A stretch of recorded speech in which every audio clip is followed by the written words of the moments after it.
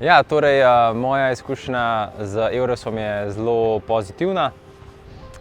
In sicer prva izkušnja je bila, ko sem se odpravil na delo v Španijo, na Majorko. In v bistvu sem izvedel za Eures kar preko interneta, se pravi, mislim, da sem iskal najprej na Zavodu za zaposlovanje, potem pa je bil tam tudi v bistvu neka povezava do Eures portala. In potem sem se prijavil za to delo, ki je šlo za v bistvu delo animatorja v enem hotelu. In so oni organizirali tudi na Zavodu za zaposlovanje intervju. So prišli iz Španije, te iz hotela, smo potem tam naredili intervju in potem sem bil sprejet. In sem šel na Majorko za eno sezono. To je bila prva izkušnja, druga izkušnja je bila pa na Portugalskem. Takrat sem pred obiskom v bistvu Portugalske obiskal tudi karierni sejem, kjer je bil tudi Eures.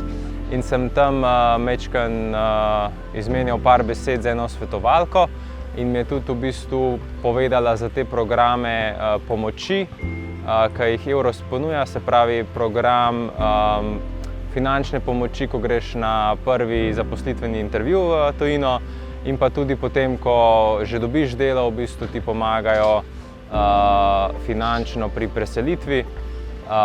Za oba, se pravi, tako za intervju kot za preselitev, moraš pač izpolnjevati nekatere pogoje oziroma se pravi, predložiti neka dokazila, ampak je postopek dosti enostaven, tudi svetovalci ti vedno pomagajo, tako da ni nič kaj hudega. In ja, tako sem v bistvu in na intervju in se pravi, potem za preselitev sem dobil to pomoč, kar je definitivno zelo prav prišlo, ko se seliš v tujino. Torej, na splošno je bila celotna izkušnja z delom in v tujini in pa tudi z Eures svetovalci zelo pozitivna.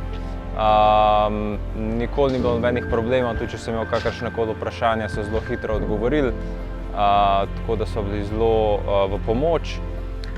Zdaj, kaj bi svetoval komu, ki se odpravlja v tujino?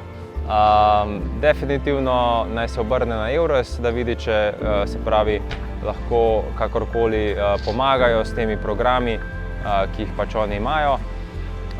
Potem pa tudi predvsem potrpežljivost bi svetoval, ker ko greš v tujino, je vedno so kakšne nepredvideni zapleti, tudi birokracije ponavadi je kar dosti.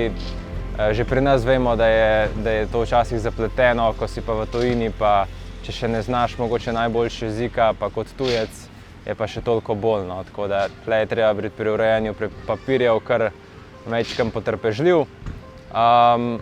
Ja, drugače pa kar pogumno je. Mene mednarodna izkušnja oziroma delo v tujini definitivno, bi rekel, razširilo obzorja oziroma vidiš, kako se stvari delajo v drugi državi, vidiš tudi pol Slovenijo v malo drugi luči, kakšne stvari pol bolj ceniš, kakšne vidiš, da mogoče niso najboljše, ampak vsekakor se veliko naučiš, spoznaš veliko novega, dosti ljudi novih, tako da all in all zelo pozitivna izkušnja in priporočam vsem.